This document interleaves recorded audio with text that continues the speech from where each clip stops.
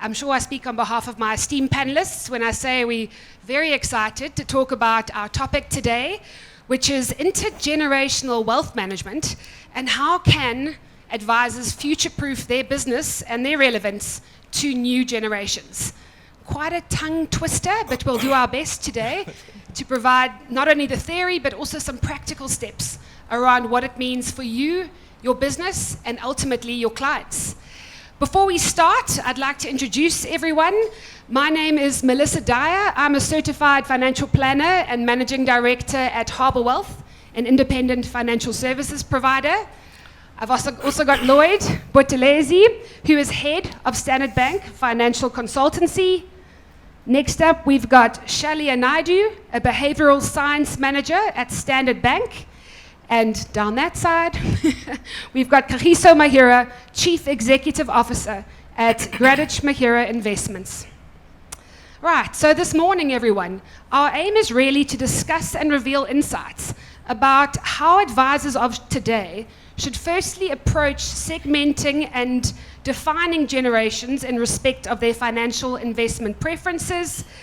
We will also be reviewing some tools and methods that advisors should employ in engaging with that next generation of investors that are more tech savvy. We're not going to escape the tech debate today. They have a much wider access to information. They understand financial products. They know that it's a deep area. And let's be honest, guys, they want that information yesterday. So at their fingertips, relevant, up to date. We'll also explore what crucial gaps exist and how advisors can remain relevant to an ever-changing client base. It's a lot we have to talk about and manage as advisors. The markets are the easy bit, guys. The people, it's always the hard bit. So first up, Shalia, as our behavioural science guru, can you please talk to us about and explain what the key differences are in each generation and how they view investing? And also, what are the important behavioural biases we should consider in our practices? Cool, thank you.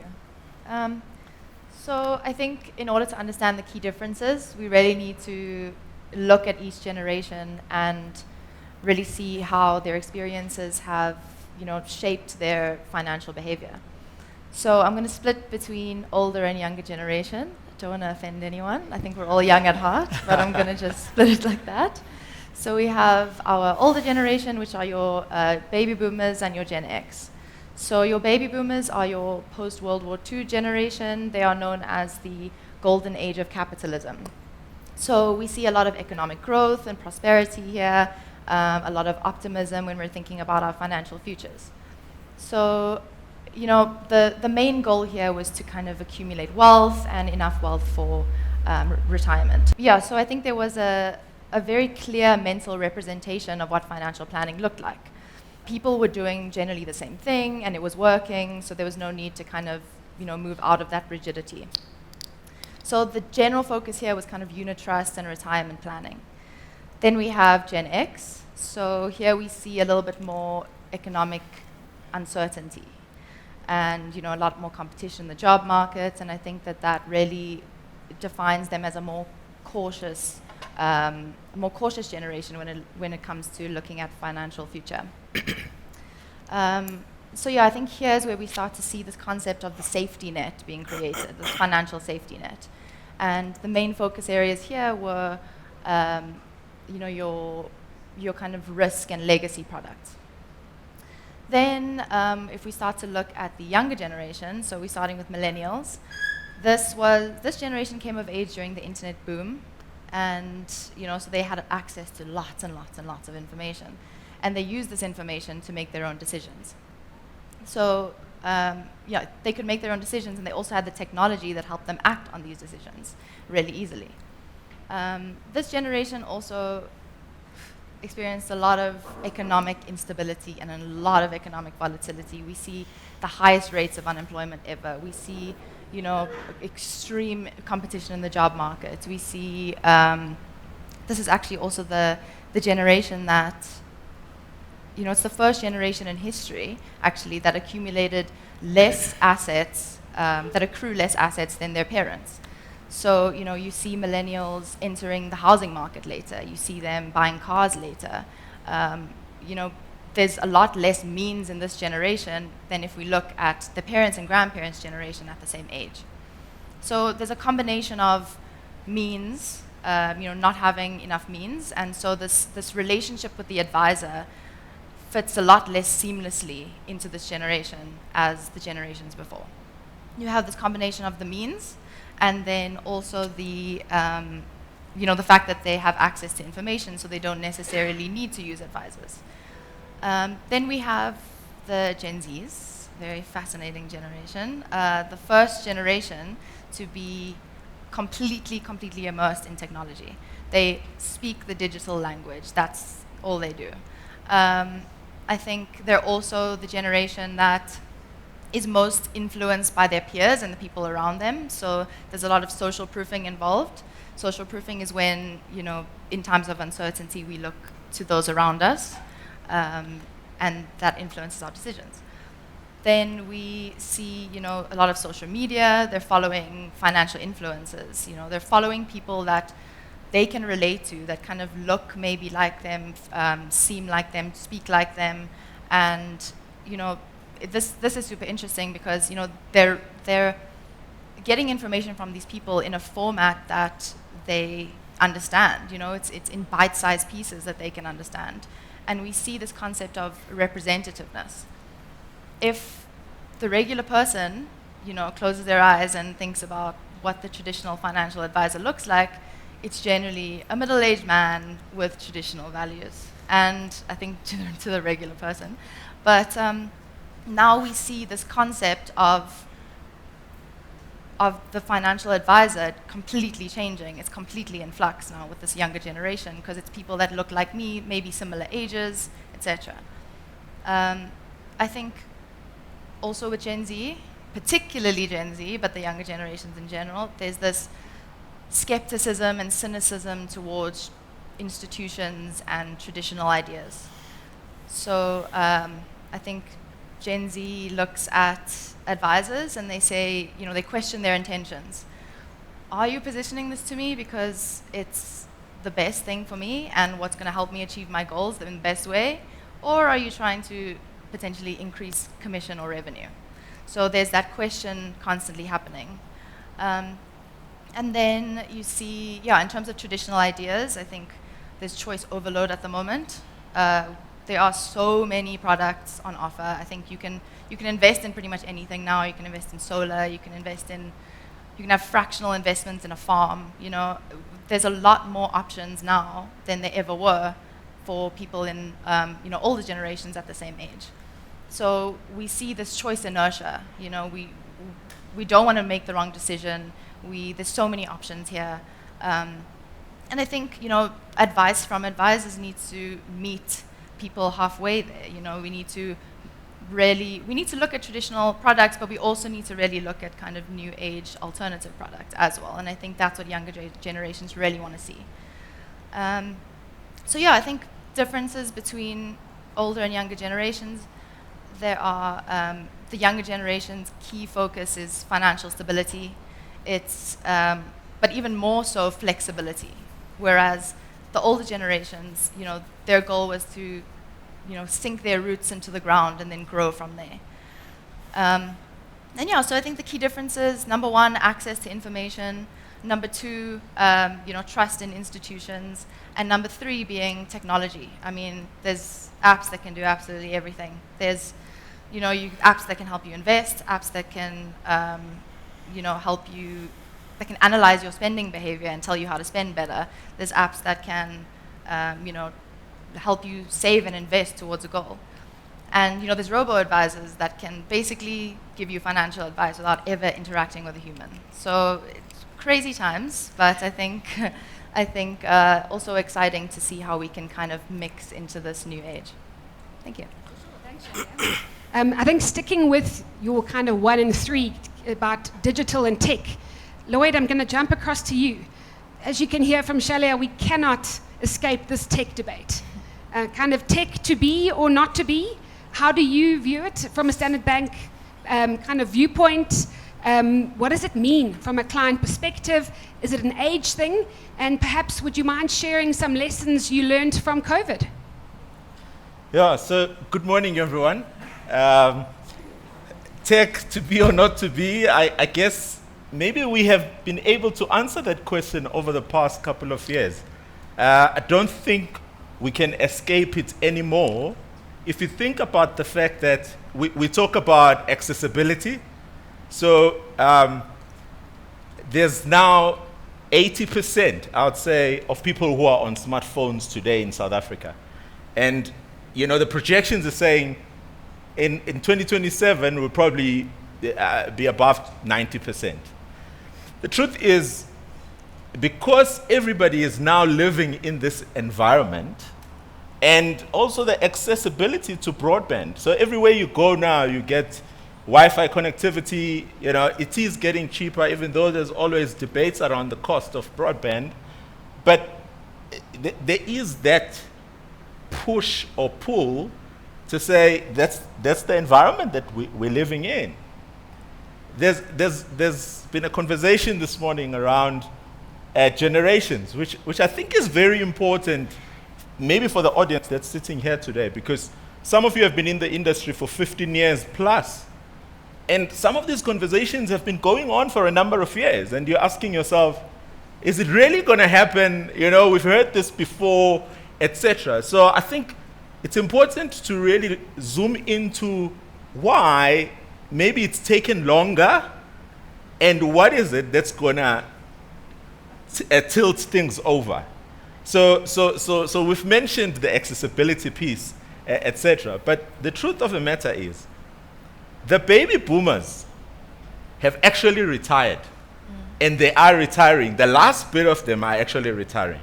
In my view, not to be offensive, I think the baby boomers have actually been the restriction for us getting across the line, because the baby boomers have done things differently in their previous lives, and for them to adapt to new technology when what they are currently using actually works, you know, it's not an easy thing to do.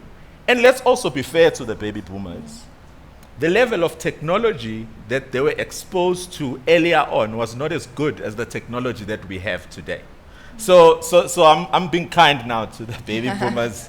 Then the reality is that most of the people in this room are probably, you know, the Generation X's, who are captains of industries, who are shaping the thinking, who are investing into technology and the change. They are basically putting money behind technology because they understand that their client base is actually changing.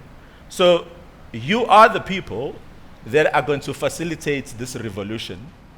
But at the same time, if you are running your own business, you need to think about also, you know, how is your business going to be structured to deal with this revolution?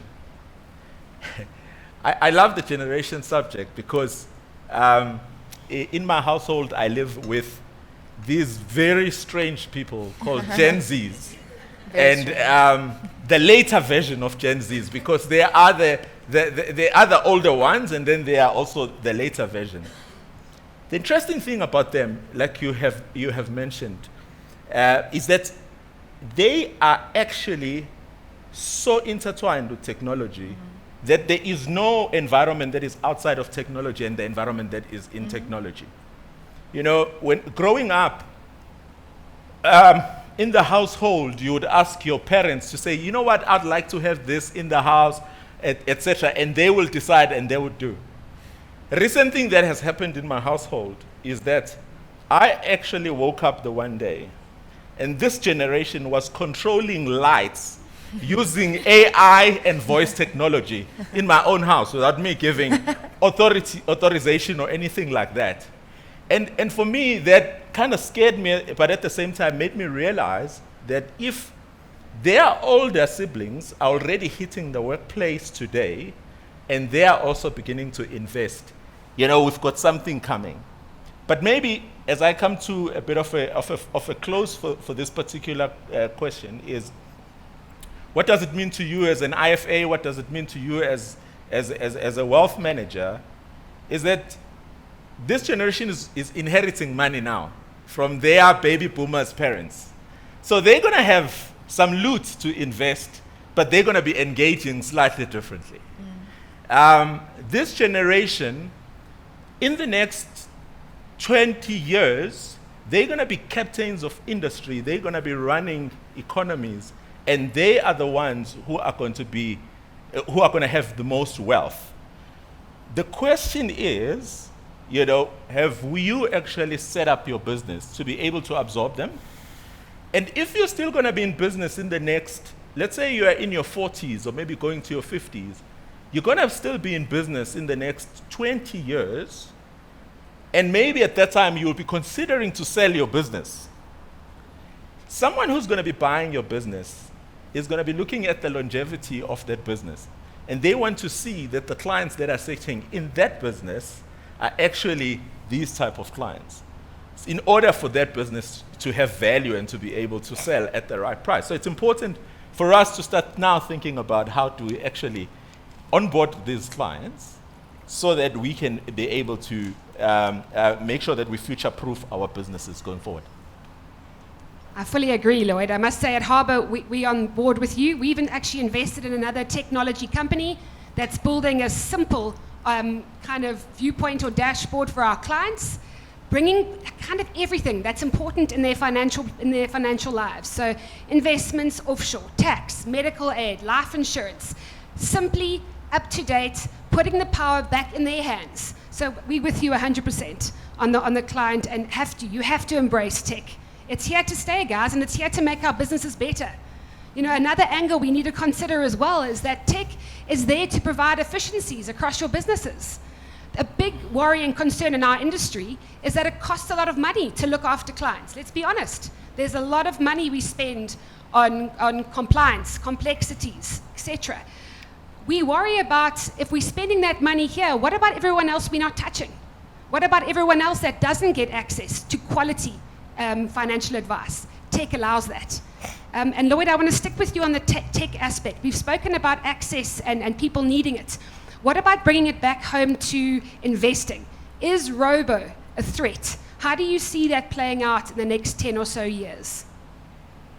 Yeah, so that's a very interesting question, because I remember I was actually having a chuckle with Nerena earlier on that we were somewhere in the trenches about 10 years ago, and we're talking about passive investing. And at that time, it was kind of like a swear word from active managers, and you did it at your own risk, talking about passive investing. But if you look at where we are today, the world has completely changed. And maybe going back to your question, the truth is the quality of AI and the investment that has taken place in tech has been mind-blowing. So about 10 years or so ago, there were a number of robo-advice businesses that were set up in the US mainly, and then in the UK. They struggled to break even. And eventually, most of them were actually bought out by asset managers, and some of them were bought out by face-to-face advisory firms. It is a fact. However, if you think about what we've discussed earlier around the generations changing, you can almost join the dots that it was probably a timing issue. Because today we are seeing a lot more of these companies actually doing a lot better. I guess the whole question is, what are the other factors that are also, driving this? We must remember that while we're in the financial services industry, these clients that we talk to, they are used to streaming movies and documentaries at the click of the button. So it's important that we actually build onto the work that was done 10 years ago in as far as robo. What we are also seeing is that it is not maybe an either-or, but it is actually how do you integrate the human as well as the machine to actually come up with the best value proposition. So why do you say that? Is back in the day, I don't want to reveal my age, but back in the day, the value that we used to give to our clients as advisors was what? Was we actually went and collected information from them. We sent them statements, and the value was to make sure that we give them fancy and nice reports, etc. The truth of the matter is, with Robo, there's actually no value in that. Clients can access that at the click of the button. You know, the question is, how are we going to make sure that we remain relevant and we create value through understanding some of the behavioral traits, the fear, lots of stuff that is in the marketplace? How do you sift through it? How do you ensure that you handhold these clients to achieve their goals? The one analogy that normally works for me is from sports. So if you look at tennis and you look at golf, you know, they seem like they're individual sports because you are out there at the tennis court on your own, you know, or you are out on the golf course on your own. But have you seen how when a tennis player wins a tournament, they quickly run to their coach and they actually embrace their coach to acknowledge that some of the techniques that the coach was helping them with helped them to achieve actually the championship. I believe that's going to be the biggest role of the financial advisors. They merge the human, the AI, etc. Because if I look at the bank as an example, we've invested billions, you know, in as far as AI is concerned, processing information, packaging information, that can be done at the click of the button. But that coaching, that hand-holding, that ensuring that our clients stick to the goals, I could even suspect that the new generation wealth managers are going to have to study more psychology than actually studying financial and wealth management. Thank you. I'm with you, Lloyd. It's kind of we get overpaid to manage money and underpaid to manage people. Yeah. Let's be honest about that. So definitely tech and touch model, guys. That's what we're hearing here. Kagiso, I'm not forgetting about you down there, I promise. I'd like to ask you, Kagiso, do you believe intergenerational wealth means the same thing to all people? Or are there specific nuances that we need to talk about and elaborate on in South Africa? Good day, Melissa. Good morning, everyone. So don't worry about missing me. If you're short and black, many people miss you. Melissa, just to answer you, I think Lloyd has touched on a few things. You know, I was listening to Shalia and Lloyd talk about these generations. I mean, our business is an independent financial advisory business, wealth management business, and we work predominantly in the affluent black market. So we're talking professionals, we're talking senior executives, and an entrepreneur space. What has been interesting for us is our market doesn't quite fit these descriptions that Shalia is talking about, generation, baby boomers, and what the baby boomers did. What we found in our market that the generation that we're working with, these Gen Zs or Gen Xs, I'm not even sure which one is which, don't have anything to inherit from the previous generation. So these are the generation that we've called the sandwich generation. These are a generation that has to take care of the baby boomers and these guys that are switching lights in Lloyd's house. But now they have an added level where, because of the economic and political struggles we have in the country, they're almost becoming a bit of a Dagwood or generation, because now they have to take care of their siblings and their siblings' kids. So the economic requirement and pressure that sits with them is actually incredibly enormous. So creating generational wealth, advising them in a way to pass on generational wealth is becoming increasingly difficult for the generation that we're talking about. And then to make things worse, divorce is playing havoc. There's an increasing divorce rate that you're facing in this particular market that we're sitting. So where you were at one stage managing a family's affairs to pass on wealth from one estate, you suddenly are sitting with two estates now, with the same kids now going to inherit from two different estates. Not only that, because of what we just saw from Tibu's presentation, they are leaving the country. So it used to be white individuals. but actually black professionals are leaving the country as well. Now, not only do you have to manage what you have here, you have to manage what they have outside of the country. So it's becoming a very complex environment. And those very kids themselves are not planning a future here, they're planning a future outside of the country.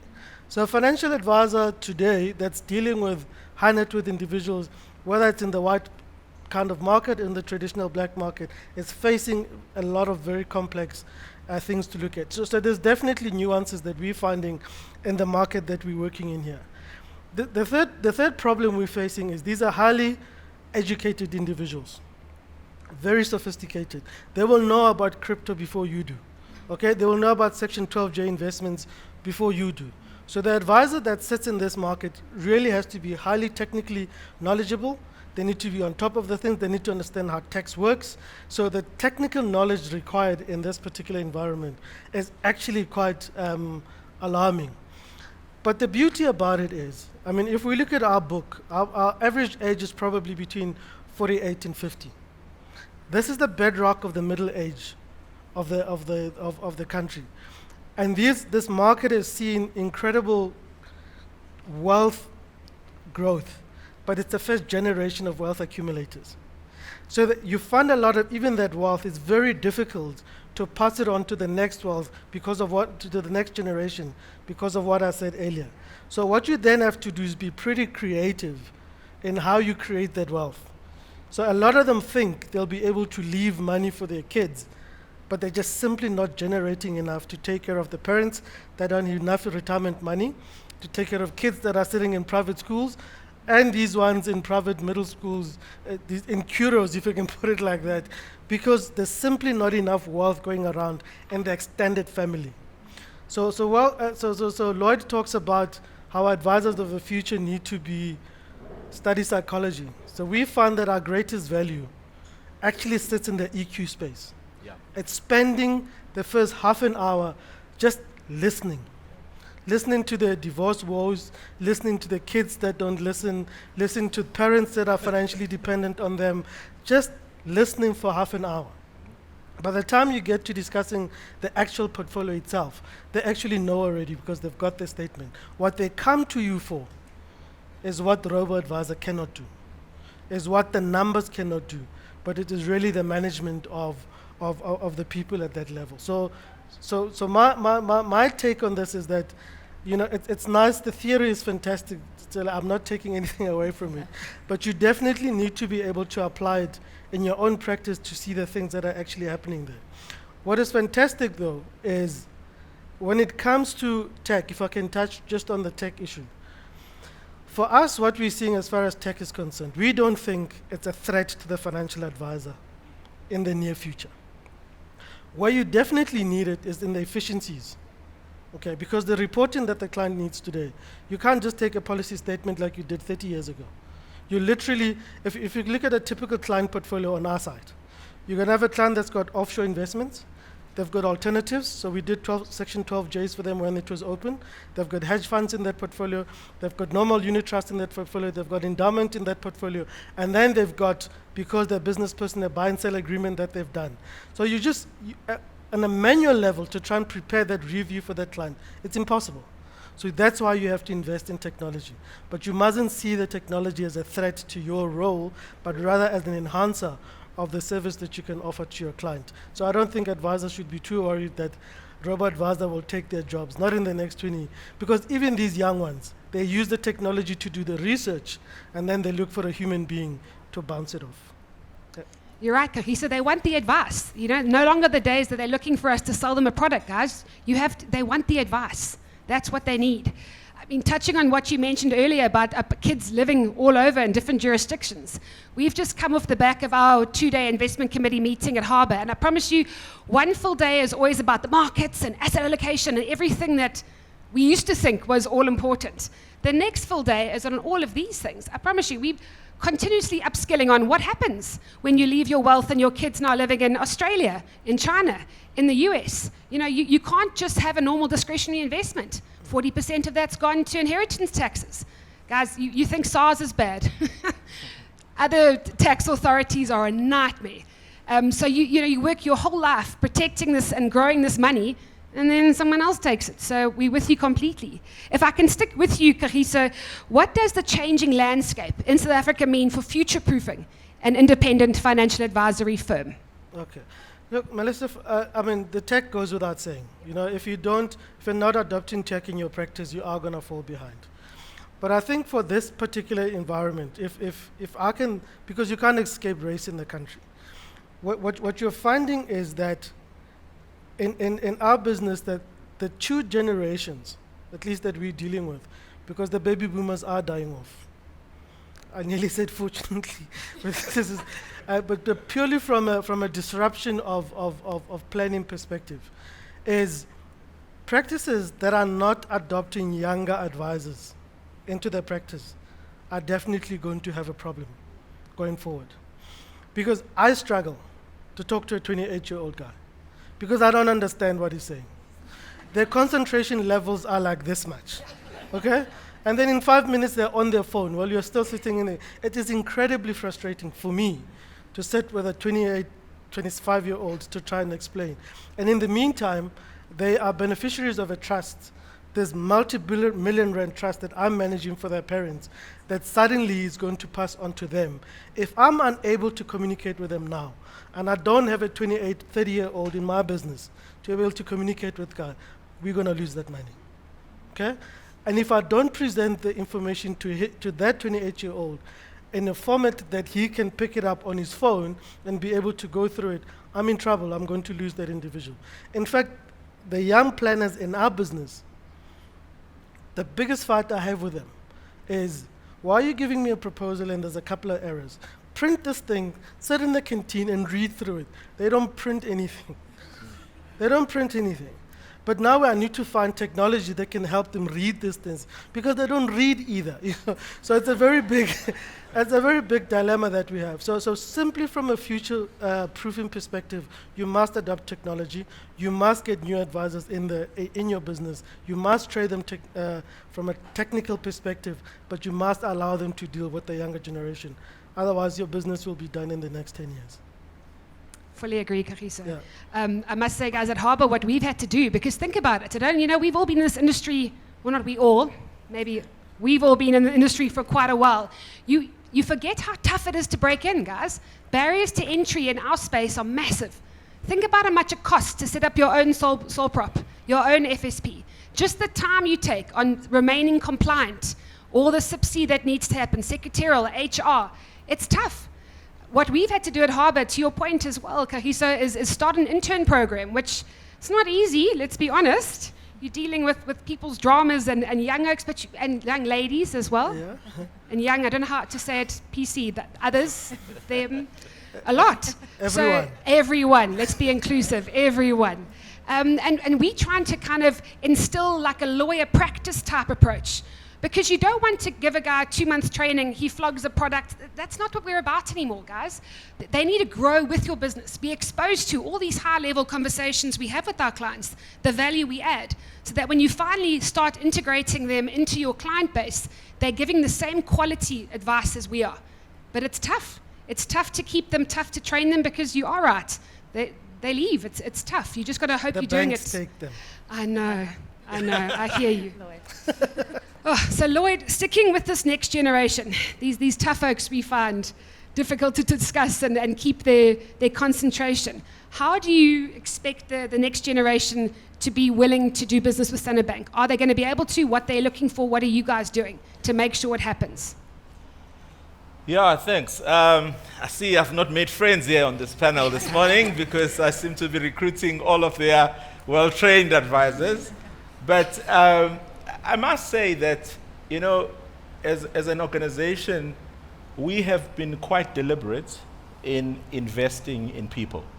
So you talk about the difficulty of, attracting the young blood and training them. I think we are a bit more fortunate on that regard as a big financial services organization.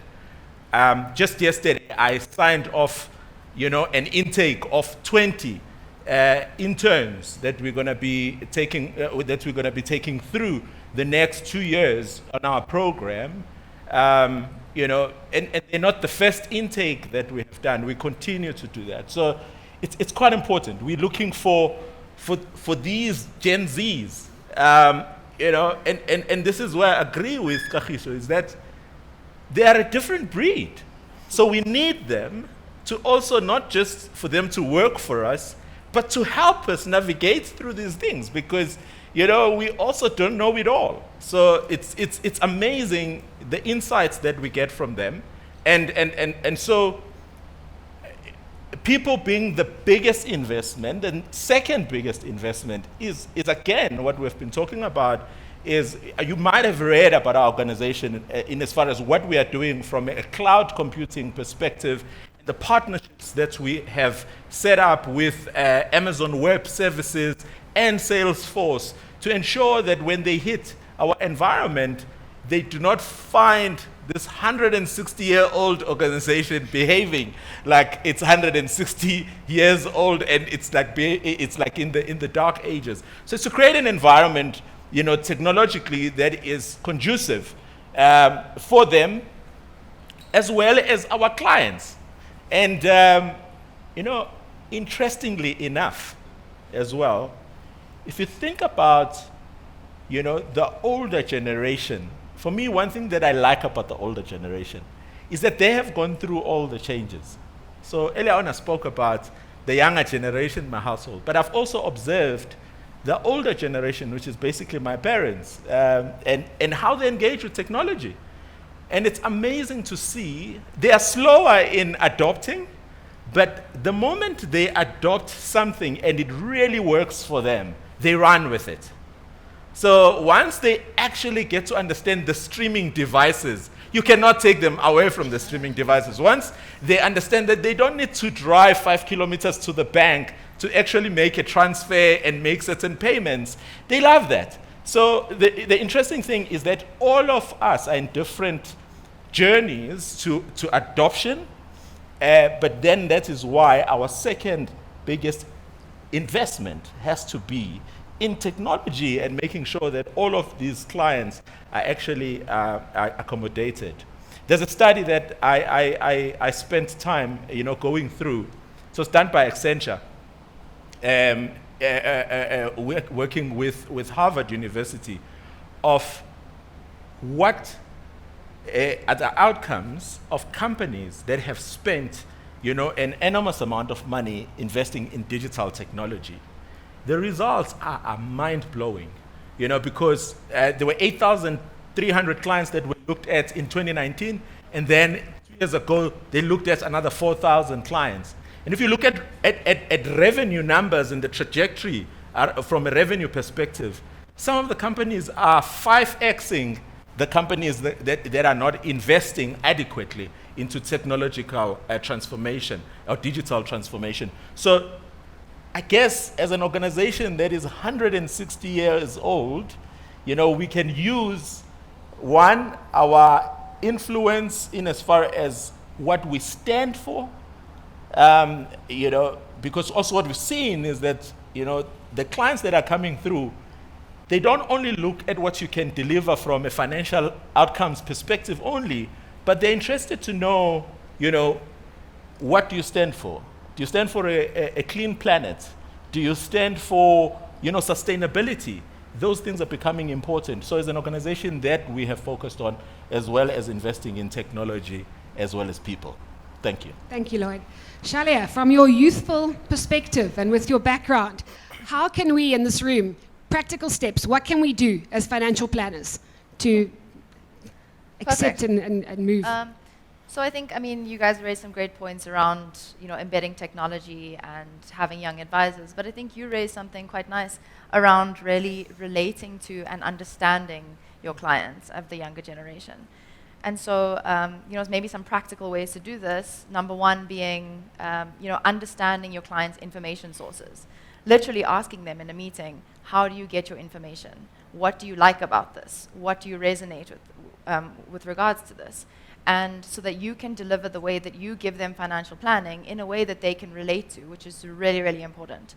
I think maybe moving on to avoiding the curse of knowledge. So the curse of knowledge is when you know a lot about the topic that you know about. You guys know a lot about investing, and you may assume that people know similar or maybe a little bit more than they already know. So really avoiding that curse of knowledge to say, break down concepts in very simple ways. Avoid technical jargon. Just an example around breaking concepts down. I remember being 24, 25, meeting with my financial advisor for the first time, and he asked me, how much money do you want per month when you retire? I had absolutely no idea how to answer that question. I, barely knew how much my expenses were going to be in 2 years' time versus, 40 years' time. So really breaking down those concepts is super, super important. I think there's a concept of egoism as well. No one wants to admit that they don't know something. So if you're having a conversation with your client and they're young and you're using this technical jargon and these questions that they may not understand, they leave feeling a little bit exhausted, and eventually they don't ask you questions around what does that actually mean. They just disengage. And so after the session, they don't feel like they can relate to you. They don't feel like they can, approach you as this point of information, and that's when they go back to their, social media and their, online research. You really want to form yourself as the point of information for these clients. Then I think goals-based financial planning is a big one. People want to know that you know them. The younger generation hates the financial needs analysis. They don't want to feel like a piece of paper, another number. They want to know that you care about the goals that they care about, and you're going to help them get there. So really, when you're talking to them and when you're, approaching them with advice and approaching them with solutions, really you're able to relate back to their goals, which immediately makes it more relevant to them. They're immediately going to intake that information way better than before. I think when doing financial goals planning, my advice would be, or goals-based financial planning, would be to make the goals tangible. It's not enough to say, is your goal that you want to retire comfortably? We need to break down these goals into smaller, bite-sized pieces that have emotional ties.